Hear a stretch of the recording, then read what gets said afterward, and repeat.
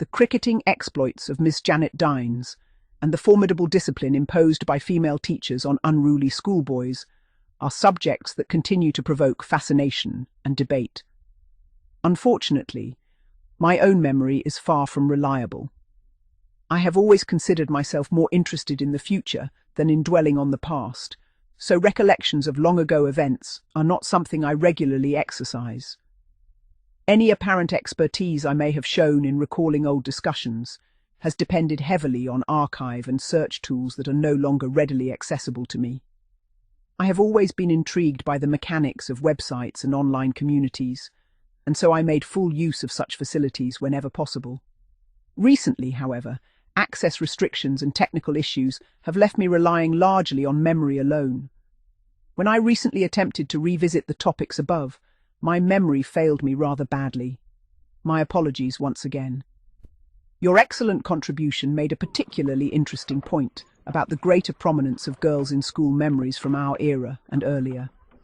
I suspect your theory is absolutely right. Older contributors are often drawn more toward nostalgic, locality-based discussions than strictly school-centered groups. I would encourage anyone arriving here because of renewed activity in this discussion to go back and read your earlier comments carefully. They are well worth the effort. Your additional information regarding boys caned by Ms. Dines was especially intriguing.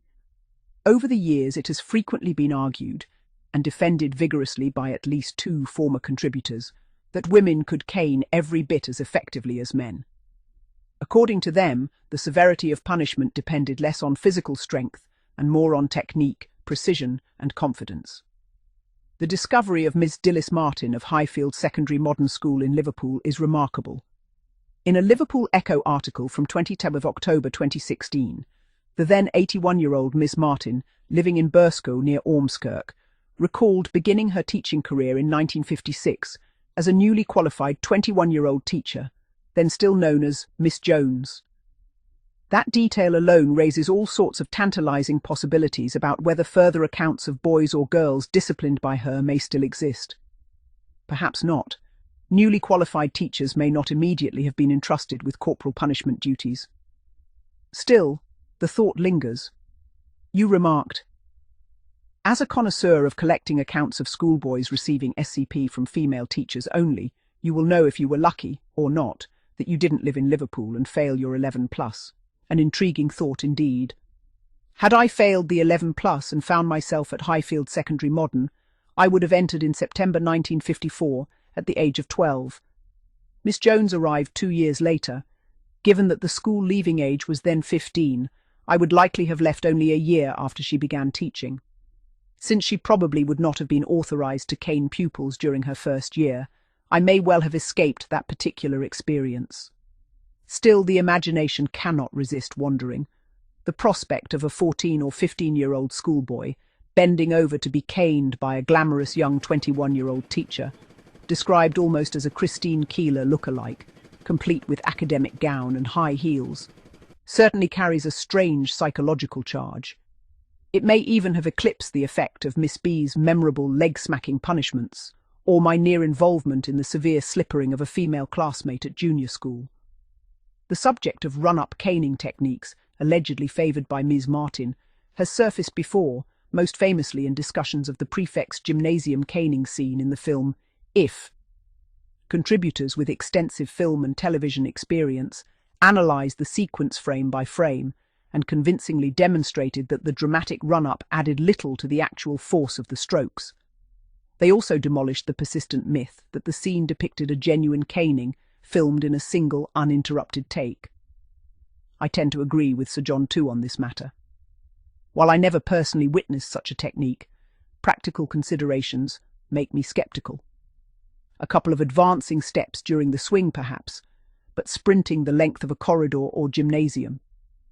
Even for a highly skilled disciplinarian, it seems unlikely to increase the speed or force of the cane significantly. Discussions by contributors with expertise in physics and biomechanics suggested that the tip of a well-swung cane could already exceed 100 mm height from a stationary position. By contrast, a running teacher in ordinary clothing would struggle to exceed 10 miles per hour. Psychologically, however, The effect on the recipient may have been immense. Watching a teacher charge toward you with cane raised must have heightened dread considerably, regardless of any actual increase in pain. One lingering mystery remains. How exactly did Miss Martin manage such theatrics while wearing heels? Your mention of Calversite Middle School in Cayley also caught my attention, specifically the case where a male teacher permitted a female pupil to strike a boy with a trainer. It is not quite the sort of account I spent years hoping to uncover, but fascinating nonetheless.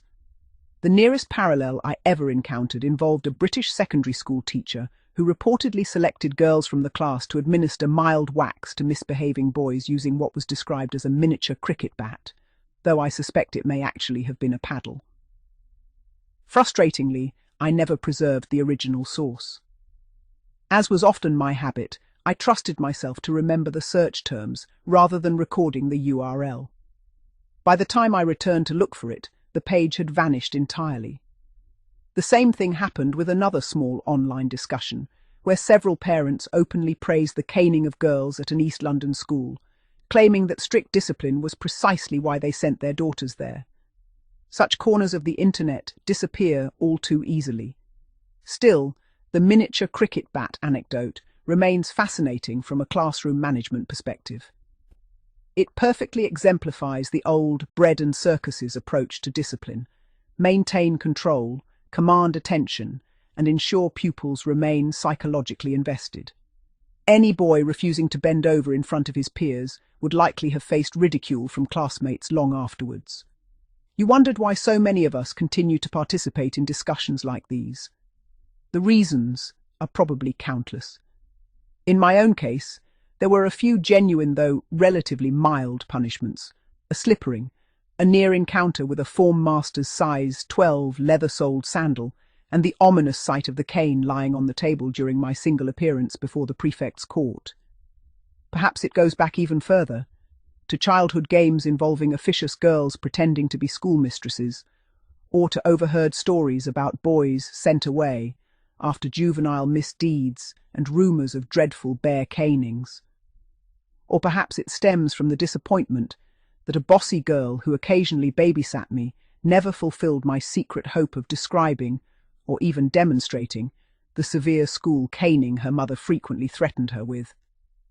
Then again, it may relate to discovering later in life that a distant relative, a policeman, had supposedly assisted at the birching of the notorious Percy Topless, the so-called monocled mutineer. Who can say? Best not to overanalyze these things and simply continue participating. In earlier years, discussions of this sort could become remarkably lively. There were spirited debates, colourful skeptics, a few contributors later revealed to be fictional, and an impressively educated membership that included academics, media professionals, and historians. At times, there could be dozens of posts a day and a surprisingly international readership. The scorecards will follow once my broadband problems relent. As usual, I neglected to save the URLs. One contributor's recollection of severe junior school caning particularly struck me. He recalled often thinking about the punishment while driving past the town war memorial near the site of his old primary school, long since demolished and replaced. In 1948, behaviours that today might be recognised as ADHD were simply labelled headstrong and met with demands for a firm hand. After being caught playing around the memorial despite repeated warnings, he received a harsh bearskin caning from the headmaster.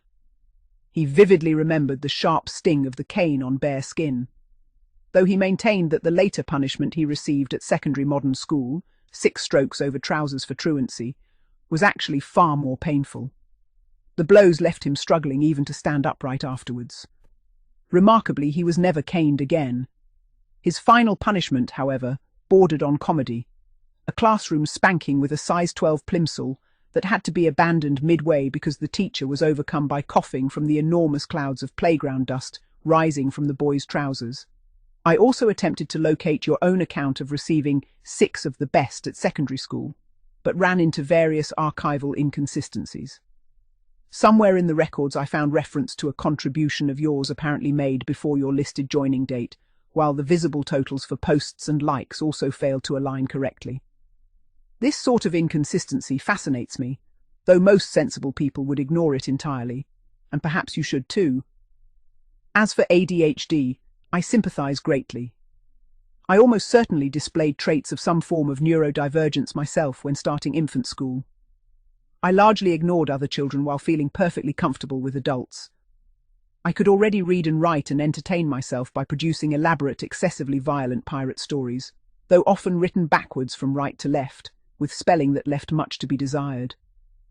I was left-handed too, which in those days only added to teachers' suspicions that something was not quite right.